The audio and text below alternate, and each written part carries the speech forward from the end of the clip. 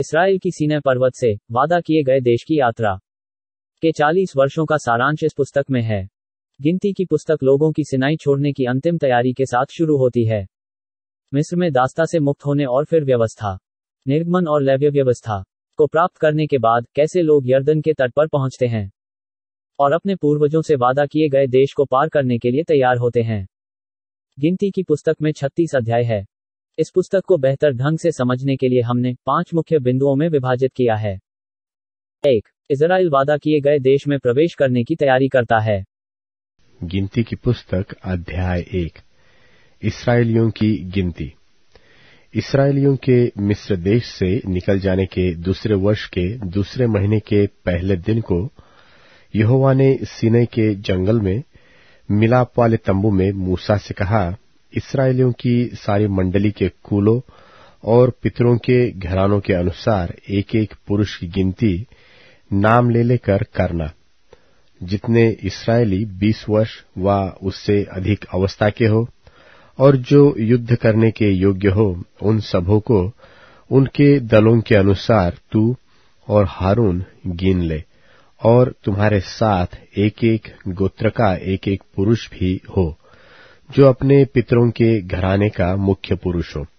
तुम्हारे उन साथियों के नाम ये है, अर्थात रूबेन के गोत्र में से शदेऊर का पुत्र एलीसूर, शिमोन के गोत्र में से शूरी शद्दै का पुत्र शलूमीएल, यहूदा के गोत्र में से अम्मीनादाब का पुत्र नहशोन, इस्साकार के गोत्र में से सुवार का पुत्र नतनेल, जुबलून के गोत्र में से हेलोन का पुत्र अलियाब, यूसुफ वंशियों में से ये है, अर्थात एप्रैम के गोत्र में से अम्मीहूद का पुत्र एलीशामा, और मनश्शे के गोत्र में से पदासुर का पुत्र गमलीएल, बिन्यामीन के गोत्र में से गिदोनी का पुत्र अबीदान, दान के गोत्र में से अम्मीशै का पुत्र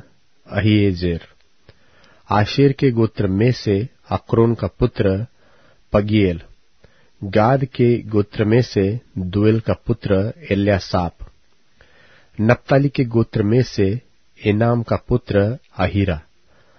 मंडली में से जो पुरुष अपने अपने पितरों के गोत्रों के प्रधान होकर बुलाए गए हैं, ये वही है, और ये इसराइलियों के हजारों के मुख्य पुरुष थे। और जिन पुरुषों के नाम ऊपर लिखे गए हैं, उनको साथ लेकर मूसा और हारून ने दूसरे महीने के पहले दिन सारी मंडली इकट्ठी की। तब इसराइलियों ने अपने अपने कुल और अपने अपने पितरों के घराने के अनुसार 20 वर्ष व उससे अधिक अवस्था वालों के नामों की गिनती करवा के अपनी अपनी वंशावली दिखवाई। जिस प्रकार यहोवा ने मूसा को जो आज्ञा दी थी, उसी के अनुसार उसने सीनै के जंगल में उनकी गणना की।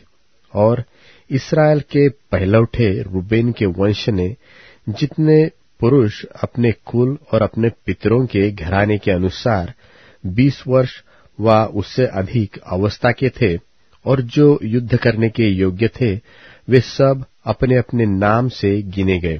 और रूबेन के गोत्र के गिने हुए पुरुष 46,500 थे। और शिमोन के वंश के लोग, जितने लोग पुरुष अपने कुलों और अपने पितरों के घरानों के अनुसार 20 वर्ष व उससे अधिक अवस्था के थे और जो युद्ध करने के योग्य थे, वे सब अपने अपने नाम से गिने गए। और शिमोन के गोत्र के गिने हुए पुरुष 59,300 थे। और गाद के वंश के जितने पुरुष अपने कुलों और अपने पितरों के घरानों के अनुसार 20 वर्ष व उससे अधिक अवस्था के थे और जो युद्ध करने के योग्य थे, वे सब अपने अपने नाम से गिने गए। और गाद के वंश के गोत्र के गिने हुए पुरुष 45,650 थे। और यहूदा के वंश के जितने पुरुष अपने कुलों और अपने पितरों के घरानों के अनुसार 20 वर्ष व उससे अधिक अवस्था के थे, और जो युद्ध करने के योग्य थे वे सब अपने अपने नाम से गिने गए। और यहूदा के गोत्र के गिने हुए पुरुष 74,600 थे। और इस्साकार के वंश के जितने पुरुष अपने कुलों और अपने पितरों के घरानों के अनुसार 20 वर्ष व उससे अधिक अवस्था के थे, और जो युद्ध करने के योग्य थे वे सब अपने अपने नाम से गिने गए। और इस्साकार के गोत्र के गिने हुए पुरुष 54,400 थे। और जुबुलून के वंश के जितने पुरुष अपने कुलों और अपने पितरों के घरानों के अनुसार 20 वर्ष व उससे अधिक अवस्था के थे, और जो युद्ध करने के योग्य थे वे सब अपने अपने नाम से गिने गए। और जुबुलून के गोत्र के गिने हुए पुरुष 57,400 थे।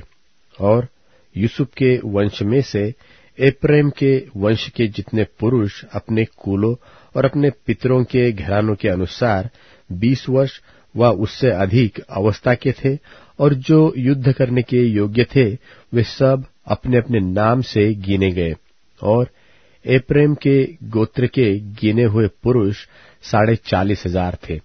और मनश्शे के वंश के जितने पुरुष अपने कुलों और अपने पितरों के घरानों के अनुसार 20 वर्ष व उससे अधिक अवस्था के थे, और जो युद्ध करने के योग्य थे वे सब अपने अपने नाम से गिने गए।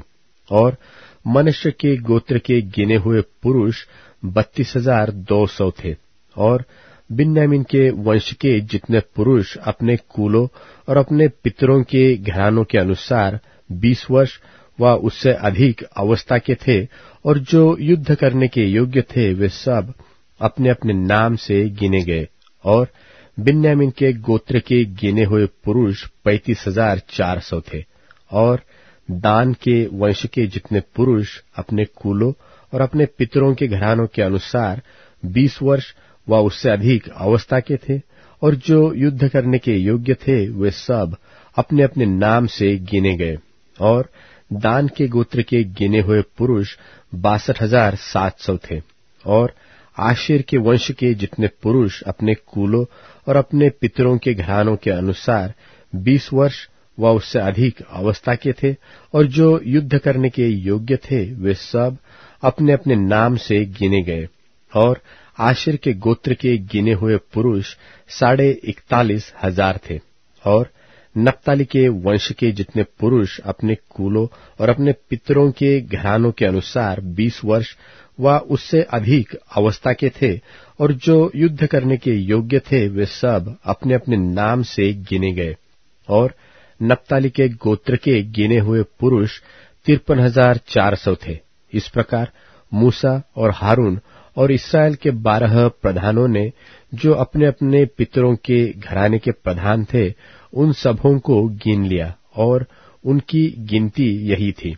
सो जितने इस्राएली 20 वर्ष व उससे अधिक अवस्था के होने के कारण युद्ध करने के योग्य थे, वे अपने पितरों के घरानों के अनुसार गिने गए। और वे सब गिने हुए पुरुष मिलाकर 6,03,550 थे। इनमें लेवीय अपने पितरों के गोत्र के अनुसार नहीं गिने गए, क्योंकि यहोवा ने मूसा से कहा था कि लेवीय गोत्र की गिनती इस्राएलियों के संग न करना, परंतु लेवियों को साक्षी के तंबू पर और उनके कुल सामान पर निदान जो कुछ उससे संबंध रखता है उस पर अधिकारी नियुक्त करना, और कुल सामान सहित निवास को वे ही उठाया करे, और वे ही उसमें सेवा टहल भी किया करे, और तंबू के आसपास वे ही अपने डेरे डाला करे।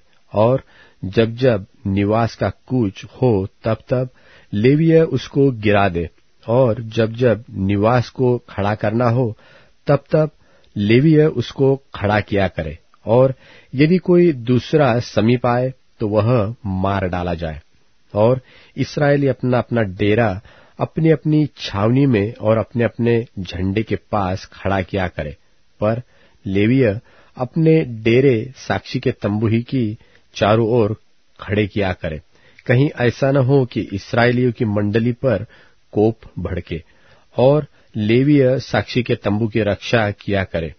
जो आज्ञाएं यहोवा ने मूसा को दी थी, इस्राएलियों ने उन्हीं के अनुसार किया। गिनती की पुस्तक अध्याय 2।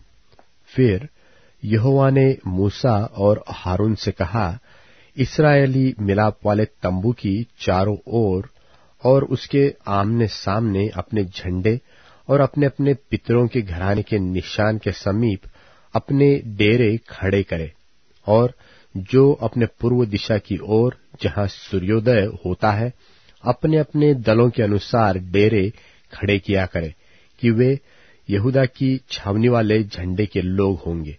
और उनका प्रधान अम्मीनादाब का पुत्र नहशोन होगा। और उनके दल के गिने हुए पुरुष 74,600 है। उनके समीप जो डेरे खड़े किया करे वे इस्साकार के गोत्र के हो। और उनका प्रधान सुआर का पुत्र नतनेल होगा। और उनके दल के गिने हुए पुरुष 54,400 है। इनके पास जुबुलून के गोत्र वाले रहेंगे। और उनका प्रधान हेलोन का पुत्र एलिआब होगा। और उनके दल के गिने हुए पुरुष 57,400 है।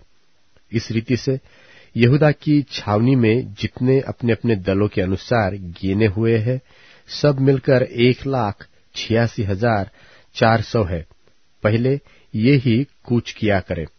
दक्षिण अलंग पर रूबेन की छावनी के झंडे के लोग अपने अपने दलों के अनुसार रहे।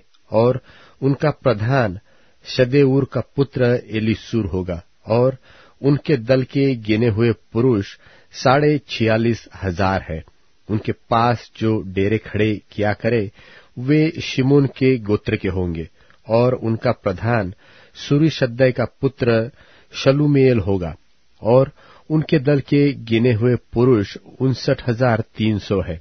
फिर गाद के गोत्र के रहे, और उनका प्रधान रूएल का पुत्र एल्यासाप होगा।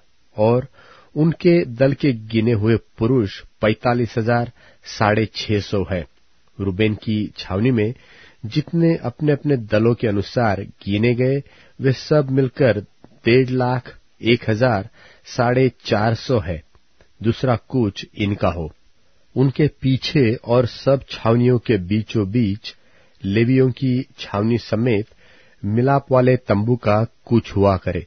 जिस क्रम से वे डेरे खड़े करे उसी क्रम से वे अपने अपने स्थान पर अपने अपने झंडे के पास पास चले। पश्चिम अलंग पर एप्रैम की छावनी के झंडे के लोग अपने अपने दलों के अनुसार रहे। और उनका प्रधान अम्मीहूद का पुत्र एलीशामा होगा। और उनके दल के गिने हुए पुरुष 40,500 है।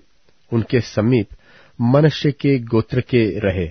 और उनका प्रधान पदासुर का पुत्र गमलीएल होगा।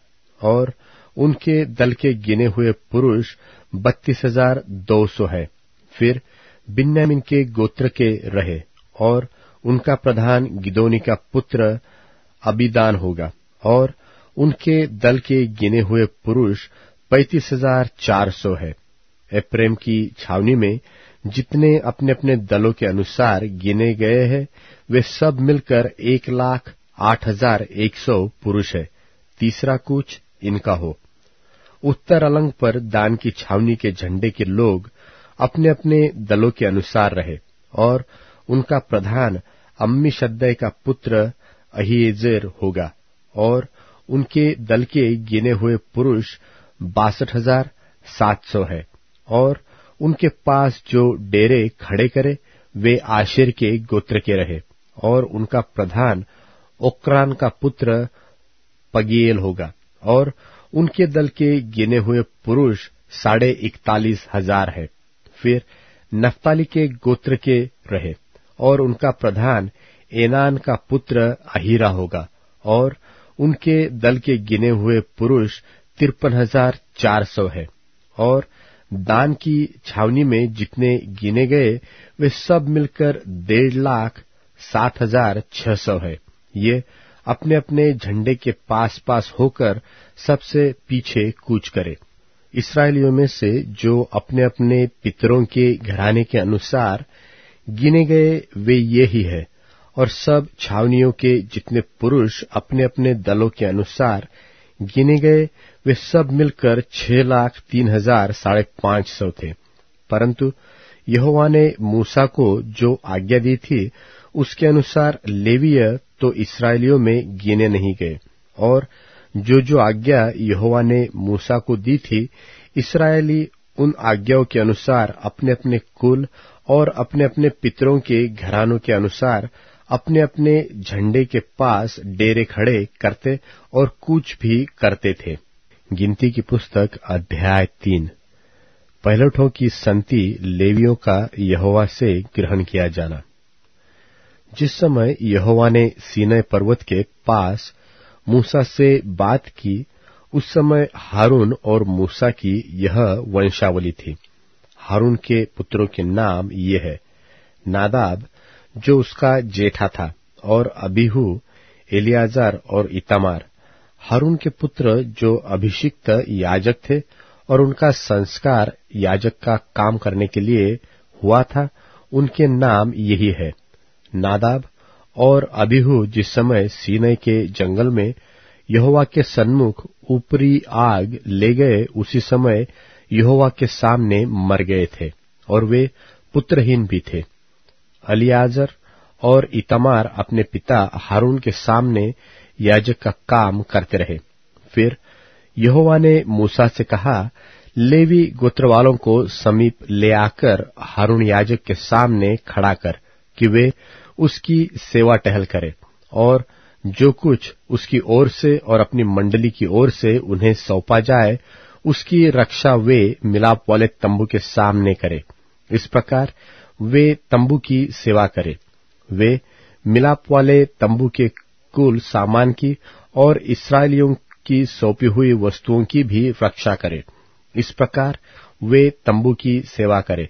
और तू लेवियों को हारून और उसके पुत्रों को सौंप दे, और वे इस्राएलियों की ओर से हारून को संपूर्ण रीति से अर्पण किए हुए हो, और हारून और उसके पुत्रों को याजक के पद पर नियुक्त कर, और वे अपने याजक पद की रक्षा किया करे। और यदि अन्य मनुष्य समीप आए तो वह मार डाला जाए।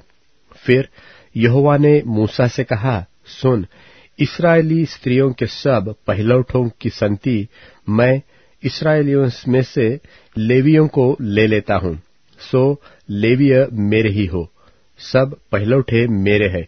क्योंकि जिस दिन मैंने मिस्र देश में के सब पहिलौठों को मारा उसी दिन मैंने क्या मनुष्य क्या पशु इस्राएलियों के सब पहिलौठों को अपने लिए पवित्र ठहराया, इसलिए वे मेरे ही ठहरेंगे। मैं यहोवा हूं। फिर यहोवा ने सीनै के जंगल में मूसा से कहा, लेवियों में से जितने पुरुष 1 महीने व उससे अधिक अवस्था के हो उनको उनके पितरों के घरानों और उनके कुलों के अनुसार गिन ले। यह आज्ञा पाकर मूसा ने यहोवा के कहे के अनुसार उनको गिन लिया। लेवी के पुत्रों के नाम ये है, अर्थात गेर्शोन, कहात और मरारी। और गेर्शोन के पुत्र जिनसे उसके कुल चले उसके नाम ये है, अर्थात लिब्नी और शिमी। कहात के पुत्र जिनसे उसके कुल चले ये है, अर्थात अमराम, इसहार, हेब्रोन और उज्जीएल। और मरारी के पुत्र जिनसे उसके कुल चले ये है, अर्थात महली और मूशी। ये लेवियों के कुल अपने पितरों के घरानों के अनुसार है। गेर्शोन के लिब्बियों और शिमियों के कुल चले। गेर्शोन वंशियों के कुल यही है। इनमें से जितने पुरुषों की अवस्था 1 महीने की व उससे अधिक थी उन सबों की गिनती 7,500 थी। गेर्शोन वाले कुल निवास के पीछे पश्चिम की ओर अपने अपने डेरे डाला करते थे। और गेर्शोनियों के मूल पुरुष के घराने का प्रधान लायल का पुत्र एल्यासाप हो। और मिलाप वाले तंबू की जो वस्तुएं गेर्शोन वंशियों को सौंपी जाए वे ये हो, अर्थात निवास और तंबू और उसका ओहार और मिलाप वाले तंबू के द्वार का पर्दा और जो आंगन, निवास और वेदी की चारों ओर है, उसके पर्दे और उसके द्वार का पर्दा और सब डोरियां जो उसमें काम आती है। फिर कहात से अमरामियों, इसहारियों, हेब्रोनियों और उज्जीएलियों के कुल चले। कहातियों के कुल यही है। उनमें से जितने पुरुषों की अवस्था 1 महीने की व उससे अधिक थी, उनकी गिनती 8,600 थी। वे पवित्र स्थान की रक्षा के उत्तरदायित्व थे। कहातियों के कुल निवास की उस अलंग पर अपने डेरे डाला करते जो दक्षिण की ओर है, और कहात वाले कुलों से मूल पुरुष के घराने का प्रधान उज्जीएल का पुत्र एलीसापान हो, और जो वस्तुएं उनको सौंपी जाए वे संदूक, मेज, दिवट, वेदिया और पवित्र स्थान का वह सामान जिससे सेवा टहल होती है, और पर्दा, निदान पवित्र स्थान में काम में आने वाला सारा सामान हो। और लेवियों के प्रधानों का प्रधान हारून याजक का पुत्र एलियाजार हो, और जो लोग पवित्र स्थान की सौंपी हुई वस्तुओं की रक्षा करेंगे उन पर वही मुखिया ठहरे। फिर मरारी से महलियों और मुशियों के कुल चले। मरारी के पुत्र कुल यही है। इनमें से जितने पुरुषों की अवस्था 1 महीने की व उससे अधिक थी, उन सबों की गिनती 6,200 थी। और मरारी के कुलों के मूल पुरुष के घराने का प्रधान अबीहैल का पुत्र सूरीएल हो। ये लोग निवास के उत्तर की ओर अपने डेरे खड़े करें, और जो वस्तुएं मरारी वंशियों को सौंपी जाए कि वे उसकी रक्षा करें, वे निवास के तख्ते, बेंडे, खंबे, कुर्सियां और सारा सामान, निदान जो कुछ उसके बरतने में काम आए, और चारों ओर के आंगन के खंबे और उनकी कुर्सियां, खुंटे और डोरियां हो। और जो मिलाप वाले तंबू के सामने अर्थात निवास के सामने पूरब की ओर जहां से सूर्योदय होता है, अपने डेरे डाला करे। वे मूसा और हारून और उसके पुत्रों के डेरे हो, और पवित्र स्थान की रखवाली इस्राएलियों के बदले वे ही किया करे। और दूसरा जो कोई उसके समीप आए वह मार डाला जाए। यहोवा की इस आज्ञा को पाकर 1 महीने की व उससे अधिक अवस्था वाले जितने लेवीय पुरुषों को मूसा और हारून ने उनके कुलों के अनुसार गिन लिया, वे सब 22,000 थे। फिर यहोवा ने मूसा से कहा, इस्राएलियों के जितने पहलौठे पुरुषों की अवस्था 1 महीने की व उससे अधिक है, उन सबों को नाम ले लेकर गिन ले, और मेरे लिए इस्राएलियों के सब पहलौठों की संति लेवियों को, और इस्राएलियों के पशुओं के सब पहलौठों की संति लेवियों के पशुओं को ले। मैं यहोवा हूँ। यहोवा की इस आज्ञा के अनुसार मूसा ने इस्राएलियों के सब पहलौठों को गिन लिया, और सब पहलौठे पुरुष जिनकी अवस्था 1 महीने की व उससे अधिक थी, उनके नामों की गिनती 22,273 थी। तब यहोवा ने मूसा से कहा, इस्राएलियों के सब पहलौठों की संति लेवियों को और उनके पशुओं की संति लेवियों के पशुओं को ले, और लेवीय मेरे ही हो। मैं यहोवा हूँ। और इस्राएलियों के पहलौठों में से जो 273 गिनती में लेवियों से अधिक है, उनके छुड़ाने के लिए पुरुष पीछे 5 शेकेल ले। वे पवित्र स्थान के शेकेल के हिसाब से हो, अर्थात 20 गेरा का शेकेल हो। और जो रुपया उन अधिक पहलौठों की छुड़ौती का होगा, उसे हारून और उसके पुत्रों को दे देना।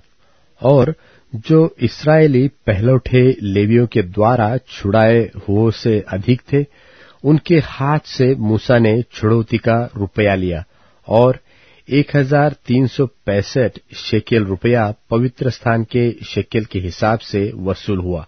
और यहोवा की आज्ञा के अनुसार मूसा ने छुड़ाए हुओं का रुपया हारून और उसके पुत्रों को दे दिया। गिनती की पुस्तक अध्याय 4। लेवियों के कर्तव्य कर्म। फिर यहोवा ने मूसा और हारून से कहा, लेवियों में से कहातियों की उनके कुलों और पितरों के घरानों के अनुसार गिनती करो, अर्थात 30 वर्ष से लेकर 50 वर्ष तक की अवस्था वालों की सेना में जितने मिलाप वाले तंबू में कामकाज करने को भर्ती है और मिलाप वाले तंबू में परम पवित्र वस्तुओं के विषय कहातियों का यह काम होगा, अर्थात जब जब छावनी का कूच हो तब तब हारून और उसके पुत्र भीतर आकर बीच वाले पर्दे को उतार के उससे साक्षीपत्र के संदूक को ढांप दे। तब वे उस पर सुइसों की खालों का ओहार डाले और उसके ऊपर संपूर्ण नीले रंग का कपड़ा डाले और संदूक में डंडों को लगाए। फिर भेंट वाली रोटी की मेज पर नीला कपड़ा बिछाकर उस पर परातों, धूपदानों, करवों और उंडेलने के कटोरों को रखे और नित्य की रोटी भी उस पर हो। तब वे उन पर लाल रंग का कपड़ा बिछाकर उसको सुइसों की खालों के ओहार से ढांपे और मेज के डंडों को लगा दे। फिर वे नीले रंग का कपड़ा लेकर दीपकों, गुलतराशों और गुलदानों समेत उजियाला देने वाले दिवट को और उसके सब तेल के पात्रों को जिनसे उसकी सेवा टहल होती है ढांपे। तब वे सारे सामान समेत दिवट को सुइसों की खालों के ओहार के भीतर रखकर डंडे पर धर दे। फिर वे सोने की वेदी पर एक नीला कपड़ा बिछाकर उसको सुइसों की खालों के ओहार से ढांपे और उसके डंडों को लगा दे। तब वे सेवा टहल के सारे सामान को लेकर जिससे पवित्र स्थान में सेवा टहल होती है नीले कपड़े के भीतर रखकर सुइसों की खालों के ओहार के ढांपे और डंडे पर धर दे। फिर वे वेदी पर से सब राख उठाकर वेदी पर बैंजनी रंग का कपड़ा बिछाए। तब जिस सामान से वेदी पर की सेवा टहल होती है वह सब अर्थात उसके करछे, कांटे, फावड़ियां और कटोरे आदि वेदी का सारा सामान उस पर रखे और उसके ऊपर सुइसों की खालों का ओहार बिछाकर वेदी के डंडों को लगाए। और जब हारून और उसके पुत्र छावनी के कूच के समय पवित्र स्थान और उसके सारे सामान को ढांप चुके, तब उसके बाद कहाती उसके उठाने के लिए आए, पर किसी पवित्र वस्तु को न छुए, कहीं ऐसा न हो कि वे मर जाए। कहातियों के उठाने के लिए मिलाप वाले तंबू की यही वस्तुएं हैं। और जो वस्तुएं हारून याजक के पुत्र एलीजार को रक्षा के लिए सौंपी जाए वे ये हैं, अर्थात उजियाला देने के लिए तेल और सुगंधित धूप और नित्य अन्न बलि और अभिषेक का तेल और सारे निवास और उसमें की सब वस्तुएं और पवित्र स्थान और उसके कुल सामान। फिर यहोवा ने मूसा और हारून से कहा, कहातियों के कुलों के गोत्रियों को लेवियों में से नाश न होने देना। उनके साथ ऐसा करो कि जब वे परम पवित्र वस्तु के समीप आए तब न मरे परंतु जीवित रहे, अर्थात हारून और उसके पुत्र भीतर आकर एक एक के लिए उनकी सेवकाई और उनका भार ठहरा दे और वे पवित्र वस्तुओं के देखने को क्षण भर के लिए भी भीतर आने न पाए, कहीं ऐसा न हो कि मर जाए। फिर यहोवा ने मूसा से कहा, गिर्शनियों की भी गिनती उनके पितरों के घरानों और कुलों के अनुसार कर। 30 वर्ष से लेकर 50 वर्ष तक की अवस्था वाले जितने मिलाप वाले तंबू में सेवा करने को सेना में भर्ती हो उन सबों को गिन ले। सेवा करने और भार उठाने में गेर्शोनियों के कुलवालों की यह सेवकाई हो, अर्थात वे निवास के पटों और मिलाप वाले तंबू और उसके ओहार और उसके ऊपर वाले सुइसों की खालों के ओहार और मिलाप वाले तंबू के द्वार के पर्दे और निवास और वेदी की चारों ओर के आंगन के पर्दे और आंगन के द्वार के पर्दे और उनकी डोरियों और उनमें बरतने के सारे सामान इन सबों को वे उठाया करें, और इन वस्तुओं से जितना काम होता है वह सब भी उनकी सेवकाई में आए। और गेर्शोनियों के वंश की सारी सेवकाई हारून और उसके पुत्रों के कहने से हुआ करे, अर्थात जो कुछ उनको उठाना और जो सेवकाई उनको करनी हो, उनका सारा भार तुम ही उन्हें सौंपा करो। मिलाप वाले तंबू में गेर्शोनियों के कुलों की यही सेवकाई ठहरे, और उन पर हारून याजक का पुत्र इतामार अधिकार रखे। फिर मरारियों को भी तू उनके कुलों और पितरों के घरानों के अनुसार गिन ले। 30 वर्ष से लेकर 50 वर्ष तक की अवस्था वाले जितने मिलाप वाले तंबू की सेवा करने को सेना में भर्ती हो, उन सबों को गिन ले।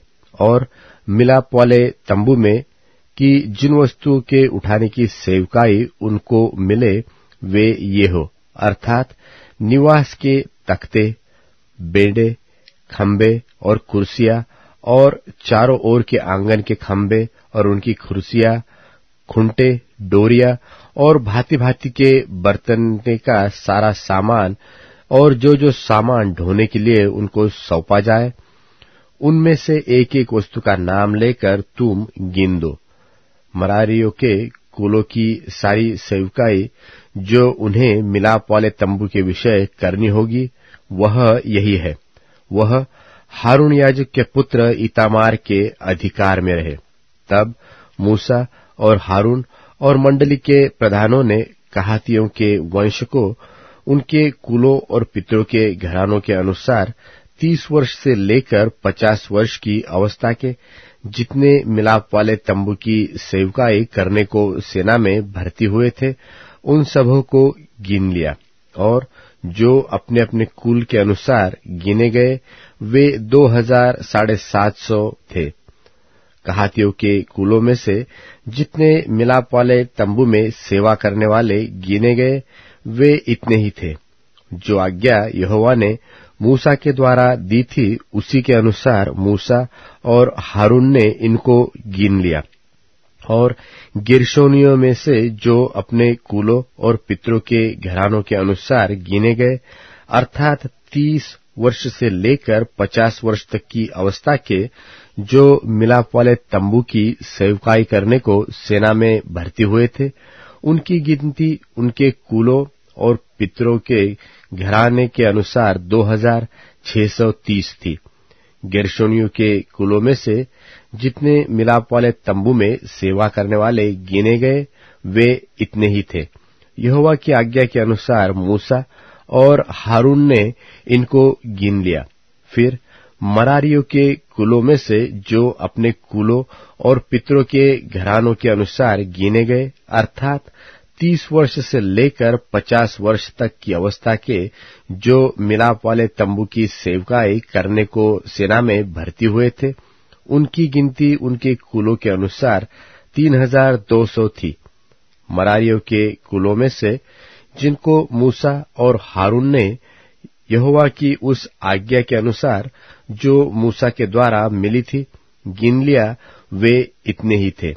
लेवियों में से जिनको मूसा और हारून और इस्राएली प्रधानों ने उनके कुलों और पितरों के घरानों के अनुसार गिन लिया, अर्थात 30 वर्ष से लेकर 50 वर्ष तक की अवस्था वाले जितने मिलाप वाले तंबू की सेवकाई करने और बोझ उठाने का काम करने को हाजिर होने वाले थे, उन सबों की गिनती 8580 थी। ये अपनी अपनी सेवा और बोझ ढोने के अनुसार परमेश्वर से कहने पर गए। जो आज्ञा यहोवा ने मूसा को दी थी उसी के अनुसार वे गिने गए। गिनती की पुस्तक अध्याय 5। फिर यहोवा ने मूसा से कहा, इस्राएलियों को आज्ञा दे कि वे सब कोढ़ियों को और जितनों के प्रमेह हो और जितने लोथ के कारण अशुद्ध हो, उन सबों को छावनी से निकाल दे। ऐसों को चाहे पुरुष हो चाहे स्त्री छावनी से निकालकर बाहर कर दे। कहीं ऐसा न हो कि तुम्हारी छावनी जिसके बीच मैं निवास करता हूं उनके कारण अशुद्ध हो जाए। और इस्राएलियों ने वैसा ही किया, अर्थात ऐसे लोगों को छावनी से निकालकर बाहर कर दिया, जैसा यहोवा ने मूसा से कहा था। इस्राएलियों ने वैसा ही किया। फिर यहोवा ने मूसा से कहा, इस्राएलियों से कह कि जब कोई पुरुष व स्त्री कोई ऐसा पाप करके जो लोग किया करते हैं यहोवा का विश्वासघात करे और वह प्राणी दोषी हो, तब वह अपना किया हुआ पाप मान ले और पूरे मूल में 5वां अंश बढ़ाकर अपने दोष के बदले में उसी को दे जिसके विषय दोषी हुआ हो। परंतु यदि उस मनुष्य का कोई कुटुंबी न हो जिसे दोष का बदला भर दिया जाए, तो उस दोष का जो बदला यहोवा को भर दिया जाए वह याजक का हो, और वह उस प्रायश्चित्त वाले मेंढे से अधिक हो जिससे उसके लिए प्रायश्चित्त किया जाए। और जितनी पवित्र की हुई वस्तुएं इस्राएली उठाई हुई भेंट करके याजक के पास लाए, वे उसी की हो। सब मनुष्यों की पवित्र की हुई वस्तुएं उसी की ठहरे। कोई जो कुछ याजक को दे वह उसका ठहरे। फिर यहोवा ने मूसा से कहा, इस्राएलियों से कह कि यदि किसी मनुष्य की स्त्री कुचाल चलकर उसका विश्वासघात करे और कोई पुरुष उसके साथ कुकर्म करे, परंतु यह बात उसके पति से छिपी हो और खुली न हो, और वह अशुद्ध हो गई, परंतु न तो उसके विरुद्ध कोई साक्षी हो और न वह कुकर्म करते पकड़ी गई हो, और उसके पति के मन में जलन उत्पन्न हो, अर्थात वह अपने स्त्री पर जलने लगे और वह अशुद्ध हो गई हो, वा उसके मन में जलन उत्पन्न हो, अर्थात वह अपनी स्त्री पर जलने लगे परंतु वह अशुद्ध न हुई हो, तो वह पुरुष अपनी स्त्री को याजक के पास ले जाए और उसके लिए एपा का 10वां अंश जव का मैदा चढ़ावा करके ले आए, परंतु उस पर तेल न डाले, न लोबान रखे, क्योंकि वह जलन वाला और स्मरण दिलाने वाला अर्थात अधर्म का स्मरण कराने वाला अन्नबलि होगा। तब याजक उस स्त्री को समीप ले जाकर यहोवा के सामने खड़ी करे, और याजक मिट्टी के पात्र में पवित्र जल ले और निवास स्थान की भूमि पर की धूलि में से कुछ लेकर उस जल में डाल दे। तब याजक उस स्त्री को यहोवा के सामने खड़ी करके उसके सिर के बाल बिखराए और स्मरण दिलाने वाले अन्नबलि को जो जलाने वाला है उसके हाथों पर धर दे, और अपने हाथ में याजक कड़ुआ जल लिए रहे जो शाप लगाने का कारण होगा। तब याजक स्त्री को शपथ धरवाकर कहे कि किसी पुरुष ने तुझसे कुकर्म न किया हो और तू पति को छोड़ दूसरे की ओर फिर के अशुद्ध न हो गई हो, तो तू इस कड़ुए जल के कुएं से जो शाप का कारण होता है बची रहे।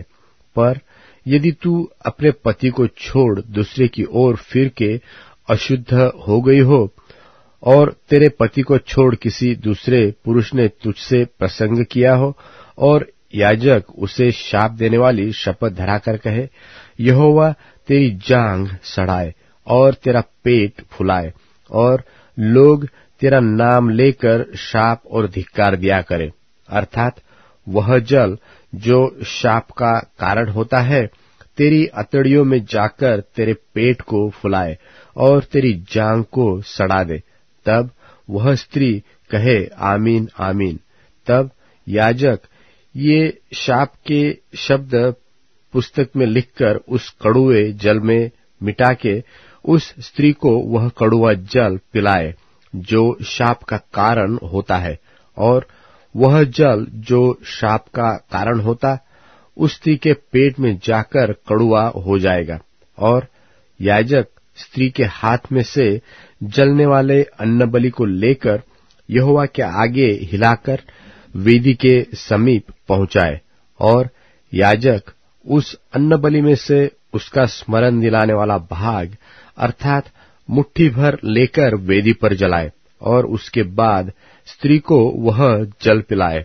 और जब वह उसे पी चुके, तब यदि वह अशुद्ध हुई हो और अपने पति का विश्वासघात किया हो, तो वह जल जो शाप का कारण होता है उस स्त्री के पेट में जाकर कड़वा हो जाएगा, और उसका पेट फूलेगा और उसकी जांघ सड़ जाएगी, और उस स्त्री का नाम उसके लोगों के बीच शापित होगा। पर यदि वह स्त्री अशुद्ध न हुई हो और शुद्ध ही हो, तो वह निर्दोष ठहरेगी और गर्भिणी हो सकेगी। जलन की व्यवस्था यही है। चाहे कोई स्त्री अपने पति को छोड़ दूसरे की ओर फिर के अशुद्ध हो, चाहे पुरुष के मन में जलन उत्पन्न हो और वह अपनी स्त्री पर जलने लगे, तो वह उसको यहोवा के सन्मुख खड़ी कर दे और याजक उस पर यह सारी व्यवस्था पूरी करे। तब पुरुष अधर्म से बचा रहेगा और स्त्री अपने अधर्म का बोझ आप उठाएगी। गिनती की पुस्तक अध्याय 6। फिर यहोवा ने मूसा से कहा, इस्राएलियों से कहा कि जब कोई पुरुष व स्त्री नाजीर की भांति मन्नत अर्थात अपने आप को यहोवा के लिए न्यारा करने की विशेष मन्नत माने, तब वह दाख मधु आदि मदिरा से न्यारा रहे। वह न दाख मधु का न और मदिरा का सिरका पिए और न दाख का कुछ रस भी पिए, वरन दाख न खाए, चाहे हरी हो चाहे सूखी। जितने दिन यह न्यारा रहे उतने दिन तक वह बीज से ले छिलके तक जो कुछ दाखलता से उत्पन्न होता है उसमें से कुछ न खाए। फिर जितने दिन उसने न्यारे रहने की मन्नत मानी हो उतने दिन तक वह अपने सिर पर छुरा न फिराए, और जब तक वे दिन पूरे न हो जिनमें वह यहोवा के लिए न्यारा रहे, तब तक वह पवित्र ठहरेगा और अपने सिर के बालों को बढ़ाए रहे। जितने दिन वह यहोवा के लिए न्यारा रहे उतने दिन तक किसी लोथ के पास न जाए, चाहे उसका पिता व माता व भाई व बहन भी मरे, तो भी वह उनके कारण अशुद्ध न हो, क्योंकि अपने परमेश्वर के लिए न्यारे रहने का चिन्ह उसके सिर पर होगा। अपने न्यारे रहने के सारे दिनों में वह यहोवा के लिए पवित्र ठहरा रहे। और यदि कोई उसके पास अचानक मर जाए और उसके न्यारे रहने का जो चिन्ह उसके सिर पर होगा वह अशुद्ध हो जाए, तो वह शुद्ध होने के दिन अर्थात 7वें दिन अपना सिर मुंडाए, और 8वें दिन वह 2 पंडुक व कबूतर के 2 बच्चे मिलाप वाले तंबू के द्वार पर यहोवा के पास याजक के पास ले जाए, और याजक एक को पाप बलि और दूसरे को होम बलि करके उसके लिए प्रायश्चित्त करे, क्योंकि वह लोथ के कारण पापी ठहरा है। और याजक उसी दिन उसका सिर फिर पवित्र करे, और वह अपने न्यारे रहने के दिनों को फिर यहोवा के लिए न्यारे ठहराए, और 1 वर्ष का एक भेड़ का बच्चा दोष बलि करने के लिए ले आए, और जो दिन इससे पहले बीत गए हो वे व्यर्थ गिने जाए, क्योंकि उसके न्यारे रहने का चिन्ह अशुद्ध हो गया। फिर जब नाजिर के न्यारे रहने के दिन पूरे हो, उस समय के लिए उसकी यह व्यवस्था है, अर्थात वह मिलाप वाले तंबू के द्वार पर पहुंचाया जाए, और वह यहोवा के लिए होम बलि करके 1 वर्ष का एक निर्दोष भेड़ का बच्चा पाप बलि करके, और 1 वर्ष की एक निर्दोष भेड़ की बच्ची, और मेल बलि के लिए एक निर्दोष मेंढा, और अखमीरी रोटी की 1 टोकरी अर्थात तेल से सने हुए मैदे के फुलके और तेल से चुपड़ी हुई अखमीरी पपड़िया, और उन बलियों के अन्न बलि और अर्घ ये सब चढ़ावे समीप ले आए। इन सबको याजक यहोवा के सामने पहुंचाकर उसके पाप बलि और होम बलि को चढ़ाए, और अख़मीरी रोटी की टोकरी समेत मेंढे को यहोवा के लिए मेल बलि करके, और उस मेल बलि के अन्न बलि और अर्घ को भी चढ़ाए। तब नाज़ीर अपने न्यारे रहने के चिन्ह वाले सिर को मिलाप वाले तंबू के द्वार पर मुंडाकर अपने बालों को उस आग पर डाल दे जो मेलबलि के नीचे होगी। फिर जब नाज़ीर अपने न्यारे रहने के चिन्ह वाले सिर को मुंडा चुके, तब याजक मेंढे का पकाया हुआ कंधा और टोकरी में से एक अख़मीरी रोटी और एक अख़मीरी पपड़ी लेकर नाज़ीर के हाथों पर धर दे, और याजक इनको हिलाने की भेंट करके यहोवा के सामने हिलाए। हिलाई हुई छाती और उठाई हुई जांघ समेत ये भी याजक के लिए पवित्र ठहरे। इसके बाद वह नाज़ीर दाखमधु पी सकेगा।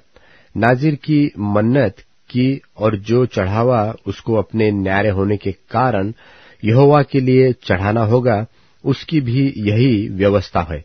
जो चढ़ावा वह अपनी पूंजी के अनुसार चढ़ा सके, उससे अधिक जैसी मन्नत उसने मानी हो, वैसे ही अपने न्यारे रहने की व्यवस्था के अनुसार उसे करना होगा। फिर यहोवा ने मूसा से कहा, हारून और उसके पुत्रों से कह कि तुम इस्राएलियों को इन वचनों से आशीर्वाद दिया करना कि यहोवा तुम्हें आशीष दे और तेरी रक्षा करे। यहोवा तुझ पर अपने मुख का प्रकाश चमकाए और तुझ पर अनुग्रह करे। यहोवा अपना मुख तेरी ओर करे और तुझे शांति दे। इस रीति से वे मेरे नाम को इस्राएलियों पर रखे और मैं उन्हें आशीष दिया करूंगा। गिनती की पुस्तक अध्याय 7। वेदी के अभिषेक के उत्सव की भेंटें। फिर जब मूसा ने निवास को खड़ा किया और सारे सामान समेत उसका अभिषेक करके उसको पवित्र किया, और सारे सामान समेत वेदी का भी अभिषेक करके उसे पवित्र किया, तब इस्राएल के प्रधान जो अपने अपने पितरों के घरानों के मुख्य पुरुष और गोत्रों के भी प्रधान होकर गिनती लेने के काम पर नियुक्त थे, वे यहोवा के सामने भेंटें ले आए, और उनकी भेंट 6 छाई हुई गाड़ियां और 12 बैल थे, अर्थात 2-2 प्रधान की ओर से 1-1 गाड़ी और 1-1 प्रधान की ओर से 1-1 बैल। इन्हें वे निवास के सामने यहोवा के समीप ले गए। तब यहोवा ने मूसा से कहा, उन वस्तुओं को तू उनसे ले ले कि मिलाप वाले तंबू के बरतने में काम आए। सो तू उन्हें लेवियों के एक-एक कुल की विशेष सेवकाई के अनुसार उनको बांट दे। सो मूसा ने वे सब गाड़ियां और बैल लेकर लेवियों को दे दिए, और गेर्शोनियों को उनकी सेवकाई के अनुसार उसने 2 गाड़ियां और 4 बैल दिए, और मरारियों को उनकी सेवकाई के अनुसार उसने 4 गाड़ियां और 8 बैल दिए। ये सब हारून याजक के पुत्र इत्मार के अधिकार में किए गए, और कहातियों को उसने कुछ न दिया, क्योंकि उनके लिए पवित्र वस्तुओं की यह सेवकाई थी कि वह अपने कंधों पर उठा लिया करे। फिर जब वेदी का अभिषेक हुआ, तब प्रधान उसके संस्कार की भेंट वेदी के आगे समीप ले जाने लगे। तब यहोवा ने मूसा से कहा, वेदी के संस्कार के लिए प्रधान लोग अपनी अपनी भेंट अपने अपने नियत दिन पर चढ़ाए। सो जो पुरुष पहले दिन अपनी भेंट ले गया, वह यहूदा गोत्र वाले अम्मीनादाब का पुत्र महशोन था। उसकी भेंट यह थी, अर्थात पवित्र स्थान वाले शेकेल के हिसाब से 130 शेकेल चांदी का एक परात और 70 शेकेल चांदी का एक कटोरा। ये दोनों अन्न बलि के लिए तेल से सने हुए और मैदे से भरे हुए थे। फिर धूप से भरा हुआ 10 शेकेल सोने का एक धूपदान, होम बलि के लिए एक बछड़ा, एक मेंढा और 1 वर्ष का एक भेड़ी का बच्चा, पाप बलि के लिए एक बकरा, दोनों और मेलबलि के लिए 2 बैल और 5 मेंढे और 5 बकरे और 1-1 वर्ष के 5 भेड़ी के बकरे। अम्मीनादाब के पुत्र महशोन की यही भेंट थी। दूसरे दिन इस्साकार का प्रधान सुआर का पुत्र नतनेल भेंट ले आया। वह यह थी, अर्थात पवित्र स्थान वाले शेकेल के हिसाब से 130 शेकेल चांदी का एक परात और 70 शेकेल चांदी का एक कटोरा। ये दोनों अन्न बलि के लिए तेल से सने हुए और मैदे से भरे हुए थे। फिर धूप से भरा हुआ 10 शेकेल सोने का एक धूपदान, होम बलि के लिए एक बछड़ा, एक मेंढा और 1 वर्ष का एक भेड़ी का बच्चा, पाप बलि के लिए एक बकरा और मेल बलि के लिए 2 बैल और 5 मेंढे और 5 बकरे और 1-1 वर्ष के 5 भेड़ी के बच्चे। सुआर के पुत्र नतनेल की यही भेंट थी। और तीसरे दिन जुबलूनियों का प्रधान हेलोन का पुत्र एलियाब यह भेंट ले आया, अर्थात पवित्र स्थान वाले शेकेल के हिसाब से 130 शेकेल चांदी का एक परात और 70 शेकेल चांदी का एक कटोरा। ये दोनों अन्न बलि के लिए तेल से सने हुए और मैदे से भरे हुए थे। फिर धूप से भरा हुआ 10 शेकेल सोने का एक धूपदान, होम बलि के लिए एक बछड़ा, एक मेंढा और 1 वर्ष का एक भेड़ी का बच्चा, पाप बलि के लिए एक बकरा और मेल बलि के लिए 2 बैल और 5 मेंढे और 5 बकरे और 1-1 वर्ष के 5 भेड़ी के बच्चे। हेलोन के पुत्र एलियाब की यही भेंट थी। और चौथे दिन रूबेनियों का प्रधान शदेऊर का पुत्र एलीसूर यह भेंट ले आया, अर्थात पवित्र स्थान वाले शेकेल के हिसाब से 130 शेकेल चांदी का एक परात और 70 शेकेल चांदी का एक कटोरा। ये दोनों अन्न बलि के लिए तेल से सने हुए मैदे से भरे हुए थे। फिर धूप से भरा हुआ 10 शेकेल सोने का एक धूपदान, होम बलि के लिए एक बछड़ा और एक मेंढा और 1 वर्ष का एक भेड़ी का बच्चा, पाप बलि के लिए एक बकरा और मेल बलि के लिए 2 बैल और 5 मेंढे और 5 बकरे और 1-1 वर्ष के 5 भेड़ी के बच्चे। शदेऊर के पुत्र एलीसूर की यही भेंट थी। और 5वें दिन शिमोनियों का प्रधान सूरीशय का पुत्र शलूमीएल यह भेंट ले आया, अर्थात पवित्र स्थान वाले शेकेल के हिसाब से 130 शेकेल चांदी का एक परात और 70 शेकेल चांदी का एक कटोरा। ये दोनों अन्न बलि के लिए तेल से सने हुए मैदे से भरे हुए थे। फिर धूप से भरा हुआ 10 शेकेल सोने का एक धूपदान, होम बलि के लिए एक बछड़ा और एक मेंढा और 1 वर्ष का एक भेड़ी का बच्चा, पाप बलि के लिए एक बकरा और मेल बलि के लिए 2 बैल और 5 मेंढे और 5 बकरे और 1-1 वर्ष के 5 भेड़ी के बच्चे। सूरीशद्दै के पुत्र शलूमीएल की यही भेंट थी। और 6वें दिन गादियों का प्रधान दुएल का पुत्र सल्यासाप यह भेंट ले आया, अर्थात पवित्र स्थान वाले शेकेल के हिसाब से 130 शेकेल चांदी का एक परात और 70 शेकेल चांदी का एक कटोरा। ये दोनों अन्न बलि के लिए तेल से सने हुए और मैदे से भरे हुए थे। फिर धूप से भरा हुआ 10 शेकेल सोने का एक धूपदान, होम बलि के लिए एक बछड़ा और एक मेंढा और 1 वर्ष का एक भेड़ी का बच्चा, पाप बलि के लिए एक बकरा और मेल बलि के लिए 2 बैल और 5 मेंढे और 5 बकरे और 1 वर्ष के 5 भेड़ी के बच्चे। दुएल के पुत्र एल्यासाप की यही भेंट थी।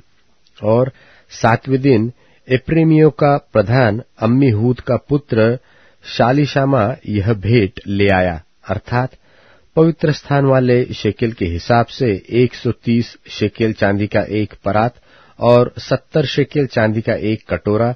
ये दोनों अन्न बलि के लिए तेल से सने हुए और मैदे से भरे हुए थे। फिर धूप से भरा हुआ 10 शेकेल सोने का एक धूपदान, होम बलि के लिए एक बछड़ा एक मेंढा और 1 वर्ष का एक मेंढी का बच्चा, पाप बलि के लिए बकरा और होम बलि के लिए 2 बैल और 5 मेंढे और 5 बकरे और एक वर्ष के 5 भेड़ी के बच्चे। अमीहूद के पुत्र एलीशामा की यही भेंट थी। 8वें दिन मनश्शेइयों का प्रधान पदासूर का पुत्र गमलीएल यह भेंट ले आया, अर्थात पवित्र स्थान के शेकेल के हिसाब से 130 शेकेल चांदी का एक परात और 70 शेकेल चांदी का एक कटोरा। ये दोनों अन्न बलि के लिए तेल से सने हुए और मैदे से भरे हुए थे। फिर धूप से भरा हुआ 10 शेकेल सोने का एक धूपदान, होम बलि के लिए एक बछड़ा और एक मेंढा और 1 वर्ष का एक भेड़ी का बच्चा और पाप बलि के लिए एक बकरा और मेल बलि के लिए 2 बैल और 5 मेंढे और 5 बकरे और एक वर्ष के 5 भेड़ी के बच्चे। पदासूर के पुत्र गमलीएल की यही भेंट थी। गिनती की पुस्तक अध्याय 7 वचन 60 से लेकर 89 तक। गिनती की पुस्तक अध्याय 7 वचन 60 से लेकर 89 तक। और 9वें दिन बेन्यामीनियों का प्रधान गिदोनी का पुत्र अबीदान यह भेंट ले आया, अर्थात पवित्र स्थान के शेकेल के हिसाब से 130 शेकेल चांदी का एक परात और 70 शेकेल चांदी का एक कटोरा। ये दोनों अन्न बलि के लिए तेल से सने हुए और मैदे से भरे हुए थे। फिर धूप से भरा हुआ 10 शेकेल सोने का एक धूपदान, होम बलि के लिए एक बछड़ा और एक मेंढा और 1 वर्ष का एक भेड़ी का बच्चा, पाप बलि के लिए एक बकरा और मेल बलि के लिए 2 बैल और 5 मेंढे और 5 बकरे और एक वर्ष के 5 भेड़ी के बच्चे। गिदोनी के पुत्र अबीदान की यही भेंट थी। और 10वें दिन दानियों का प्रधान अम्मीशद्दै का पुत्र अखीआजर का यह भेंट ले आया, अर्थात पवित्र स्थान के शेकेल के हिसाब से 130 शेकेल चांदी का एक परात और 70 शेकेल चांदी का एक कटोरा। ये दोनों अन्न बलि के लिए तेल से सने हुए और मैदे से भरे हुए थे। फिर धूप से भरा हुआ 10 शेकेल सोने का एक धूपदान, होम बलि के लिए एक बछड़ा और एक मेंढा और 1 वर्ष का एक भेड़ी का बच्चा, पाप बलि के लिए एक बकरा और मेल बलि के लिए 2 बैल और 5 मेंढे और 5 बकरे और एक वर्ष के 5 भेड़ी के बच्चे। अम्मीशद्दै के पुत्र अखीआजर की यही भेंट थी। और 11वें दिन आशेरियों का प्रधान ओक्रान का पुत्र पजीएल यह भेंट ले आया, अर्थात पवित्र स्थान के शेकेल के हिसाब से 130 शेकेल चांदी का एक परात और 70 शेकेल चांदी का एक कटोरा। ये दोनों अन्न बलि के लिए तेल से सने हुए और मैदे से भरे हुए थे। फिर धूप से भरा हुआ 10 शेकेल सोने का एक धूपदान, होम बलि के लिए एक बछड़ा और एक मेंढा और 1 वर्ष का एक भेड़ी का बच्चा, पाप बलि के लिए एक बकरा और मेल बलि के लिए 2 बैल और 5 मेंढे और 5 बकरे और एक वर्ष के 5 भेड़ी के बच्चे। ओक्रान के पुत्र पजीएल की यही भेंट थी। और 12वें दिन नप्तालियों का प्रधान एनान का पुत्र अहीरा यह भेंट ले आया, अर्थात पवित्र स्थान के शेकेल के हिसाब से 130 शेकेल चांदी का एक परात और 70 शेकेल चांदी का एक कटोरा। ये दोनों अन्न बलि के लिए तेल से सने हुए और मैदे से भरे हुए थे। फिर धूप से भरा हुआ 10 शेकेल सोने का एक धूपदान, होम बलि के लिए एक बछड़ा और एक मेंढा और 1 वर्ष का एक भेड़ी का बच्चा, पाप बलि के लिए एक बकरा और मेल बलि के लिए 2 बैल और 5 मेंढे और 5 बकरे और एक वर्ष के 5 भेड़ी के बच्चे। एनान के पुत्र अहीरा की यही भेंट थी। वेदी के अभिषेक के समय इस्राएल के प्रधानों की ओर से उसके संस्कार की भेंट यही हुई, अर्थात चांदी के 12 परात, चांदी के 12 कटोरे और सोने के 12 धूपदान। एक एक चांदी का परात 130 शेकेल का और एक एक चांदी का कटोरा 70 शेकेल का था। और पवित्र स्थान के शेकेल के हिसाब से ये सब चांदी के पात्र 2400 शेकेल के थे। फिर धूप से भरे हुए सोने के 12 धूपदान, जो पवित्र स्थान के शेकेल के हिसाब से 10-10 शेकेल के थे, वे सब धूपदान 120 शेकेल सोने के थे। फिर होम बलि के लिए सब मिलाकर 12 बछड़े, 12 मेंढे और एक एक वर्ष के 12 भेड़ी के बच्चे अपने अपने अन्न बलि सहित थे। फिर पाप बलि के सब बकरे 12 थे और मेल बलि के लिए सब मिलाकर 24 बैल और 60 मेंढे और 60 बकरे और एक एक वर्ष के 60 भेड़ी के बच्चे थे। वेदी के अभिषेक होने के बाद उसके संस्कार की भेंट यही हुई। और जब मूसा यहोवा से बातें करने को मिलाप वाले तंबू में गया, तब उसने प्रायश्चित के ढकने पर से, जो साक्षी पत्र के संदूक के ऊपर था, दोनों करूबों के मध्य में से उसकी आवाज सुनी, जो उससे बातें करता था। और उसने, यानी कि यहोवा ने उससे बातें की। गिनती की पुस्तक अध्याय 8। दिवट के बारने की रीति। फिर यहोवा ने मूसा से कहा, हारून को समझाकर यह कह कि जब जब तू दीपकों को बारे, तब तब 7 दीपक का प्रकाश दिवट के सामने हो।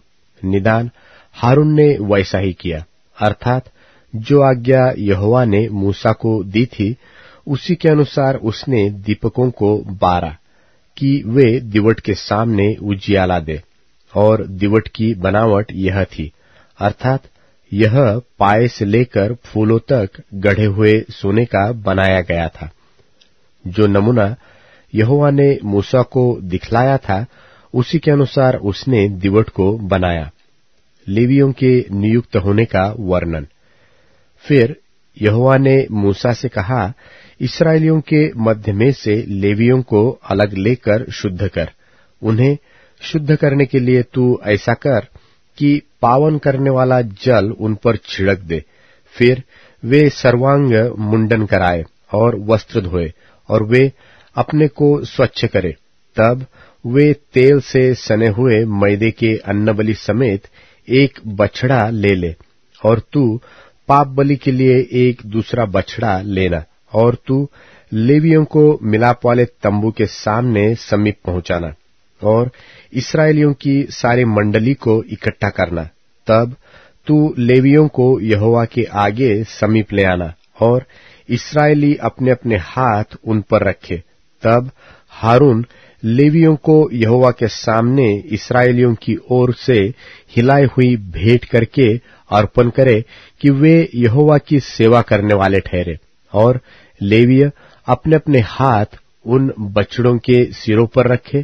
तब तू लेवियों के लिए प्रायश्चित करने को एक बछड़ा पाप बलि और दूसरा होम बलि करके यहोवा के लिए चढ़ाना, और लेवियों को हारून और उसके पुत्रों के सन्मुख खड़ा करना और उनको हिलाने की भेंट के लिए यहोवा को अर्पण करना और उन्हें इस्राएलियों में से अलग करना, सो वे मेरे ही ठहरेंगे।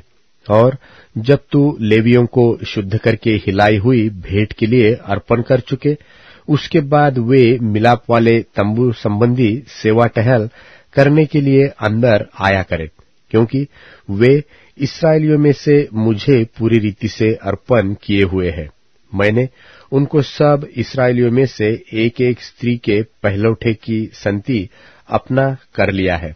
इस्राएलियों के पहलौठे चाहे पुरुष के हो चाहे पशु के, सब मेरे हैं, क्योंकि मैंने उन्हें उस समय अपने लिए पवित्र ठहराया जब मैंने मिस्र देश के सब पहलौठों को मार डाला।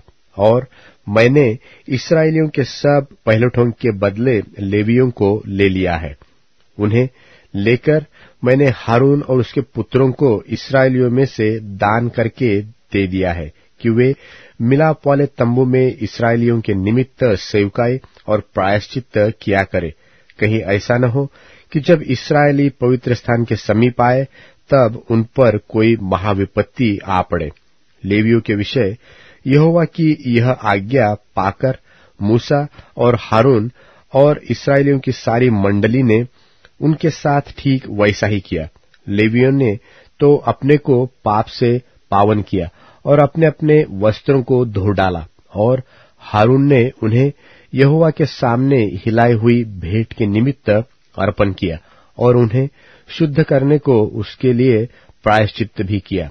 और उसके बाद लेवीय हारून और उसके पुत्रों के सामने मिलाप वाले तंबू में अपनी अपनी सेवकाई करने को गए, और जो आज्ञा यहोवा ने मूसा को लेवियों के विषय दी थी उसी के अनुसार वे उनसे व्यवहार करने लगे। फिर यहोवा ने मूसा से कहा, जो लेवियों को करना है वह यह है कि 25 वर्ष की अवस्था से लेकर उससे अधिक आयु में वे मिलाप वाले तंबू संबंधी काम करने के लिए भीतर उपस्थित हुआ करे, और जब 50 वर्ष के हो तो फिर उस सेवा के लिए न आए और न काम करे, परंतु वे अपने भाई बंधुओं के साथ मिलाप वाले तंबू के पास रक्षा का काम किया करे और किसी प्रकार की सेवकाई न करे। लेवियों को जो जो काम सौंपे जाए उनके विषय तू उनसे ऐसा ही करना। गिनती की पुस्तक अध्याय 9। दूसरी बार फसह का माना जाना और सदा के लिए फसह की विधि।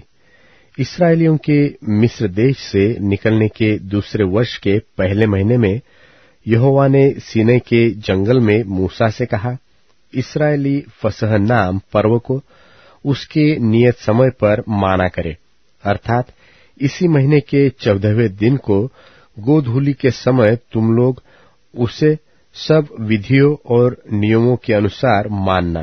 तब मूसा ने इस्राएलियों से फसह मनाने के लिए कह दिया, और उन्होंने पहले महीने के 14वें दिन को गोधूली के समय सीनै के जंगल में फसह को माना, और जो जो आज्ञा यहोवा ने मूसा को दी थी उन्हीं के अनुसार इस्राएलियों ने किया।